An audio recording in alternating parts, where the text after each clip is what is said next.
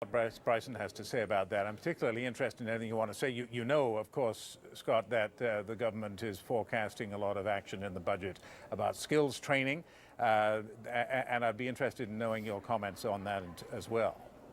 Well, first of all, we have a youth unemployment crisis in Canada. Last summer, we had the worst student employment numbers since Stats Canada started tracking those back in the 1970s. One quarter, over 25% of Canadians between the ages of 5 and 29 are still living at home with their parents.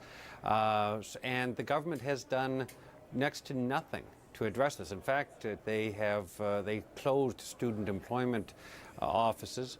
They refused to bring in a hiring credit for employers who create jobs for young people, and they still haven't addressed the whole issue around training and providing the opportunity for them to learn the skills. If they do address those problems, you'll support them, of course. Hope springs eternal, but the reality is what the Conservatives are saying about balancing the budget in 2015 is highly unrealistic, and it's a political objective. It's not an economically credible one.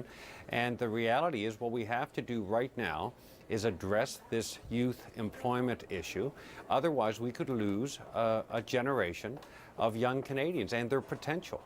It is absolutely essential, and the Conservatives are trial ballooning that they intend, in fact, to cut the $2 billion a year, over $2 billion, that is being transferred to provinces now for training, and leave a gaping hole while they build a national program. Right. And I don't think that's cooperative federalism. I don't think it makes a lot of sense for young people who need opportunities and training and skills today. All right, why don't we confront Mark Adler with that trial balloon? Mr. Adler, has the government consulted with the provinces on changes to EI skills training programs? You know they have a lot to do with this. Terry, let me tell you that, first of all, I'm not going to speculate in what's in the budget, but I am going to tell you the facts, and the facts are quite clear.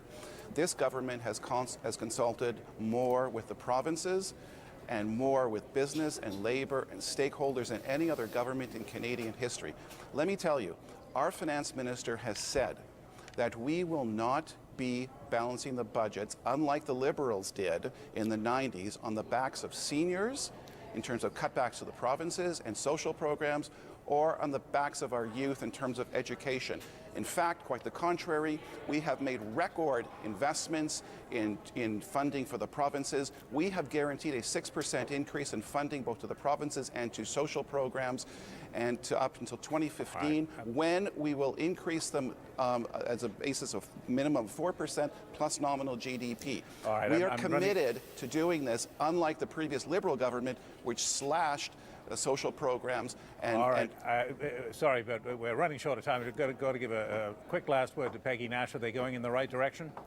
No, they're not. You know, austerity measures has been shown in Europe and in other parts of the world. Japan's another good example. Austerity measures just lead to economic stagnation. That's not what this country needs. This country needs to get back on track. It needs to leverage its opportunities for success, put our young people back to work. Let's grow the economy. Let's restore hope and prosperity for Canadians. And to do that, this government has to show leadership. It has to get serious about the environment. It has to get serious about youth unemployment. It has to not cut veterans' benefit. And most of all, it has to work with the provinces, not blindside them by trying to upload a training program that they just devolved to them. Hope and prosperity and training and leadership, all very good notes to end on. All concepts that our government is committed to, Terry. Thank you, Mark Adler.